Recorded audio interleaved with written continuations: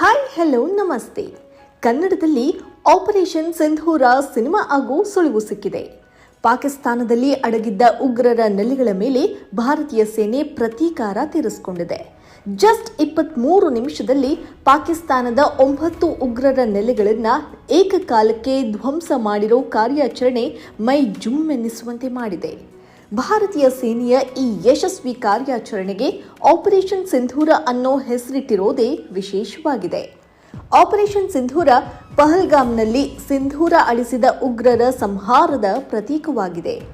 ಕಣ್ಣ ಮುಂದೆಯೇ ಗಂಡನನ್ನ ಕಳೆದುಕೊಂಡ ಮಹಿಳೆಯರಿಗೆ ನ್ಯಾಯ ನೀಡುವ ಭಾರತದ ಹೋರಾಟವಾಗಿದೆ.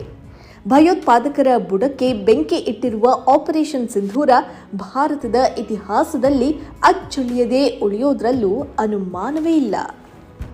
ಆಪರೇಷನ್ ಸಿಂಧೂರದ ಬಗ್ಗೆ ಎಲ್ಲೆಲ್ಲೂ ಚರ್ಚೆಯಾಗ್ತಾ ಇರುವಾಗಲೇ ಆಪರೇಷನ್ ಸಿಂಧೂರ ಸಿನಿಮಾ ಆಗುತ್ತಾ ಅನ್ನೋದು ಕುತೂಹಲ ಕೆರಳಿಸಿದೆ. ಸ್ಯಾಂಡಲ್ವುಡ್ನ ಖ್ಯಾತ ನಿರ್ದೇಶಕ AMR ರಮೇಶ್ ಅವರು ಈ ಬಗ್ಗೆ ಮಾತನಾಡಿ, ಇದು ಒಂದೊಳ್ಳೆ ರೋಚಕ ಕತೆ ಅನ್ನೋದ್ರಲ್ಲಿ ಅನುಮಾನವೇ ಇಲ್ಲ ಎಂದಿದ್ದಾರೆ. ಸೈನೈಡ್, ಅಟ್ಟಹಾಸ ಅನ್ನೋ ಹಿಟ್ ಸಿನಿಮಾಗಳನ್ನು ನೀಡಿರುವ ನಿರ್ದೇಶಕ AMR ರಮೇಶ್ ಅವರು ಮಾತನಾಡಿ, ಇಂದು ನಿಜಕ್ಕೂ ರೋಮಾಂಚನವಾಗ್ತಿದೆ. ಭಯೋತ್ಪಾದಕರು ಸತ್ತಿದ್ರೆ ನಿಜಕ್ಕೂ ಖುಷಿಯ ವಿಚಾರ. ಇಂಥದ್ದೊಂದು ಪ್ರತೀಕಾರದ ದಾಳಿಯನ್ನ ನಾವು ಎದುರು ನೋಡ್ತಾ ಇದ್ವಿ. ಉಗ್ರರಿಗೆ ಭಾರತೀಯ ಸೇನೆ ತಕ್ಕದಾದ ಉತ್ತರ ಕೊಟ್ಟಿದೆ ಎಂದಿದ್ದಾರೆ.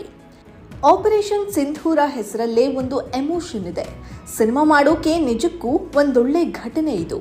ಈ ಸ್ಟ್ರೈಕ್ ಹಿಂದಿನ ಕಥೆ ಹಿಡಿದ್ರೆ ಒಂದೊಳ್ಳೆ ರೋಚಕ ಕಥೆಯಾಗುತ್ತೆ. ಯಾರಾದರೂ ಈ ಸಿನಿಮಾ ಮಾಡೋರಿಗೆ ಒಳ್ಳೇದಾಗಲಿ. ಈಗಾಗಲೇ ಬಹುಶಃ ಯಾರಾದರೂ ಟೈಟಲ್ ರಿಜಿಸ್ಟರ್ ಮಾಡಿಸಿರ್ತಾರೆ ಅಂತ AMR ರಮೇಶ್ ಹೇಳಿದ್ದಾರೆ. ಈ ಬಗ್ಗೆ ನಿಮ್ಮ ಅಭಿಪ್ರಾಯ ಏನು? ಕಾಮೆಂಟ್ ಮಾಡಿ.